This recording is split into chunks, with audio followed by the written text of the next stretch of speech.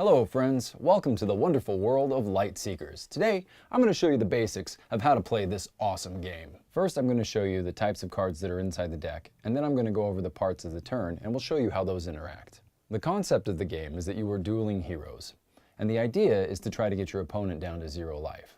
Now, your hero card is going to tell you 3 important things. One, it's going to have your starting health right down here in the corner. Second, there'll be an ability of some type right here in the text. Some of them are active, some of them are passive. It depends on the heroes.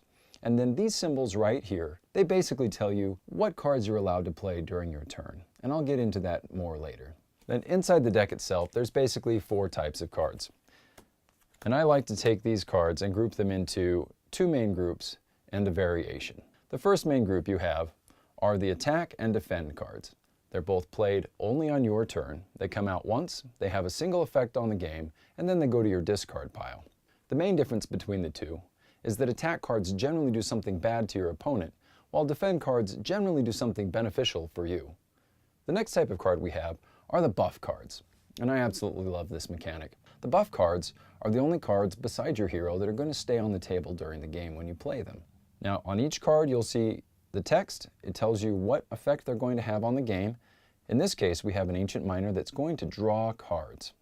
And then you see these numbers around the corner, and these numbers, they tell you the strength of that effect over the turns that this buff remains in play.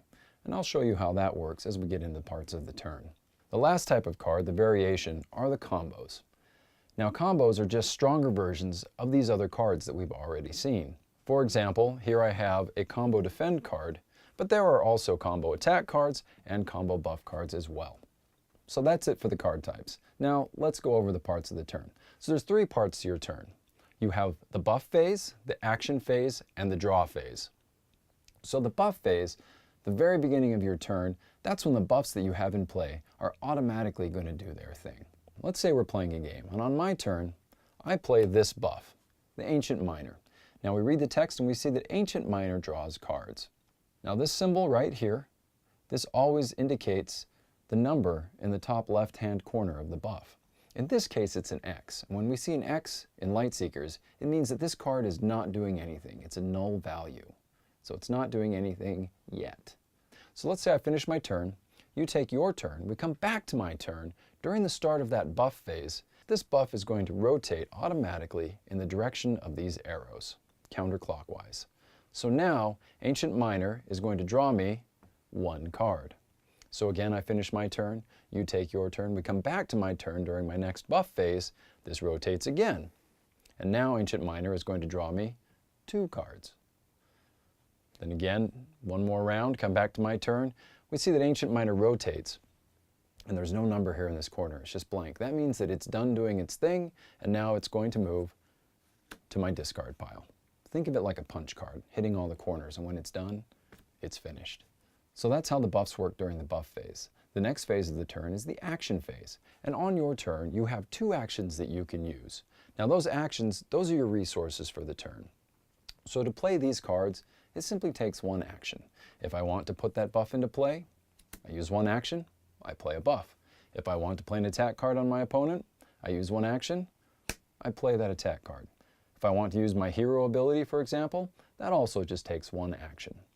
So again, you have 2 actions on your turn that you can use. Now there's one more important thing that we need to go over, and that's these symbols right here on the hero card. We call these elements. Now an important concept in the game is that you can only interact with each element and each card only once per turn. So what that means, if we take a look here at this particular hero, Dolo the Mighty, it means that I could only cast 1 fire spell per turn, 1 earth spell per turn, but Dolo, you will notice, has a special mark right here on his card. This highlighted on the crystal, which means that I could play more than 1 crystal card on my turn. Keep in mind that I can only interact with each card once per turn. So what that means is that even though I can play more than 1 crystal spell, I have to play different spells from the crystal element. They cannot be the same spell on the same turn. The very end of the turn is your draw phase. And for every action that you don't use, you draw 1 card at the end. For example, if I use both actions, I wouldn't draw any cards at the end of my turn. If I used only a single action, I would still draw 1 card at the end of my turn. And if I decided to skip both actions, then I would draw 2 cards at the end of my turn. And that's the basic part of a turn. Now, the variations again are the combos. So combos differ in two major ways. The first is that if you decide to play a combo, this is the only card you can play on your entire turn. The second way that combos differ is the way we pay for them. These other cards, they simply take an action to put into play. So we call them action cards. For a combo, I actually have to take cards out of my hand and shuffle them back into my deck in order to pay for it. Now the way that works is, if you look at a combo card right here at the top, there are these little symbols.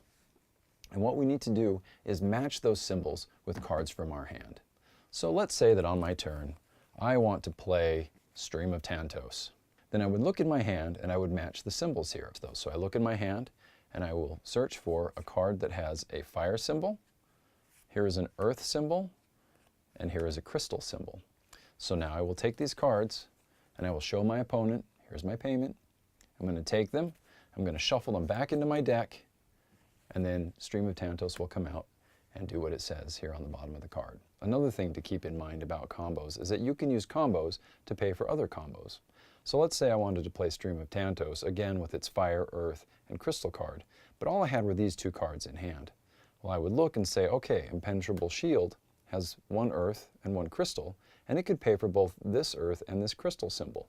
Then all I would need is one more card with fire, and these two cards would pay for Stream of Tantos in its entirety.